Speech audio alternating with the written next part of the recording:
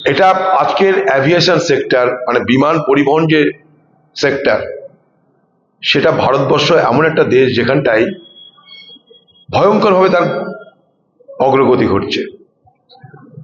সারা পৃথিবীতে সব থেকে বেশি অ্যাভিয়েশন সেক্টরের গ্রোথ এখন যদি দেখা যায় তাহলে ইন্ডিয়া। সেখানে কি হচ্ছে জানেন? কম্পিটিশন বন্ধ হয়ে যাচ্ছে ধীরে ধীরে।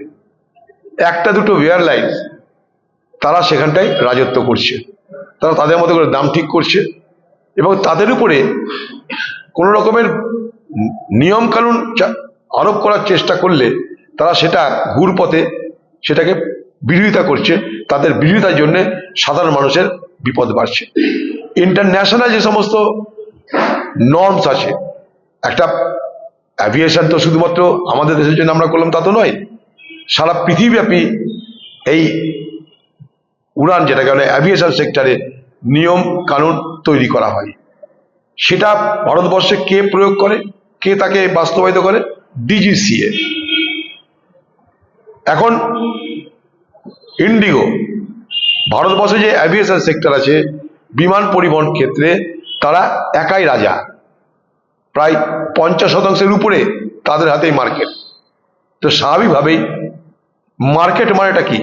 ও যে আমাদেরকে সস্তায় পরিবহন দেয় অন্য বিমানের থেকে বেশি যাত্রী ধরার জন্যে, তার পিছনে কারণটা কি? কারণটা সে ভলিউম বাড়িয়ে রোজগার বাড়াবে আর তার পরিবহনের তার রক্ষণাবেক্ষণ বিমান চালানোর জন্য যে খরচ, সেই খরচে সেখানে কাটল করবে, খরচ সেখানে কমাবে। খরচ কমালে সেই খরচে কমিয়ে তারা যাত্রী পরিষেবা বেশি করে দিয়ে তারা বেশি মুনাফা করবে। সেই জন্যে বিপদে পড়ছে কারা?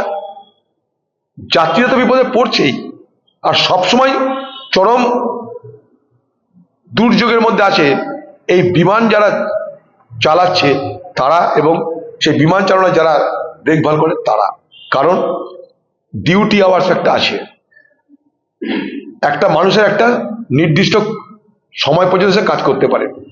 বিমানে চড়া হয়তো আমরা মনে করি খুব মজার, কিন্তু বিমানে চড়াটা খুব মজার সম্ভব নয় স্বাস্থ্যের পক্ষে। আপনি একটা দিনে 2-3 বার চলুন, বিমানে যাত্রা করুন, দেখবেন আপনার শরীর অবসন্ন লাগবে। আপনি বিমানে চলে 8-10 ঘন্টা চলতে থাকুন, শরীর অবসন্ন লাগবে। এবার আমরা তো মানুষ, যারা পাইলট তারাও মানুষ, তাদের জন্য তাই বিধি ব্যবস্থা আছে যে একটা ঘন্টার পর মানে কিছু ঘন্টার পর অর্থাৎ নির্দিষ্ট ঘন্টার পর্যন্ত তোমরা ডিউটি করতে পারো, প্লেন চালাতে পারো বা অন্য সেবা দিতে পারো, তারপর রেস্ট নিতে হবে। কারণটা কি? আজকে পাইলটদের যদি ফাটিগ আসে, কর্মচারীদের যদি ফ্যাটিগ আছে, অবসন্নতা আসে, তাহলে বিমান দুর্ঘটনা বাড়তে পারে, বিমান দুর্ঘটনার সম্ভাবনা বাড়তে পারে।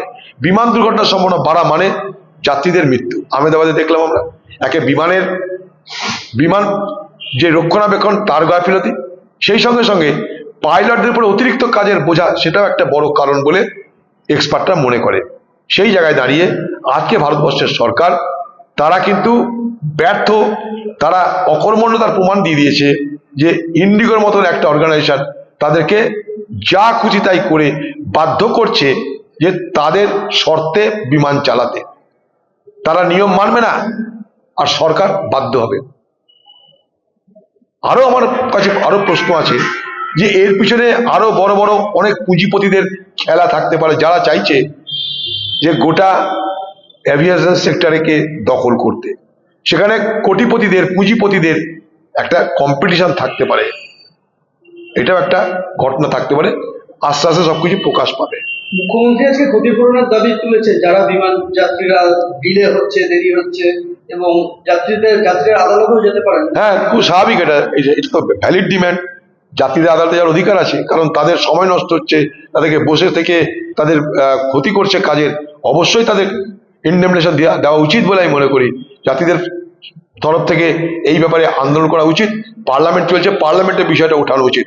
আমি নিজে গত পরশুদিন রাহুল গান্ধীকে আমার তরফ থেকে খবর একটা মেসেজ মানে কমিউনিকেশন করেছিলাম যে আজকে ইন্ডিগো নিয়ে যে সমস্যা হয়েছে পার্লামেন্টে এই বিষয়টাকে আলোচনার জন্য রাখা উচিত। আমার মনে হয়েছিল তাই বলেছিলাম, আমি নিজে বলেছিলাম। কোন্দল কাটায় দিল তৃণমূল কোচবিহারে, এতটাই তৃণমূলের মধ্যে অন্তর্গত, সেই আবহে মমতা বন্দ্যোপাধ্যায় সেখানে যাচ্ছেন। কোন্দল কাটা কি আর মমতা বন্দ্যোপাধ্যায় কি ঠেকাবে? গোটা দেহে শতচিহ্ন হয়ে গেছে, গোটা তৃণমূল দেহের মধ্যে আছে ক্যান্সার হয়ে গেছে, অন্তর্দ্বন্দ্বের ক্যান্সার, মেরে খাওয়ার ক্যান্সার, লুট করার ক্যান্সার। আর এই ক্যান্সারের জন্য দিদির কাছে কোনো অ্যান্সার নাই। তৃণমূল সমাপ্তির পথে এগিয়ে চলেছে।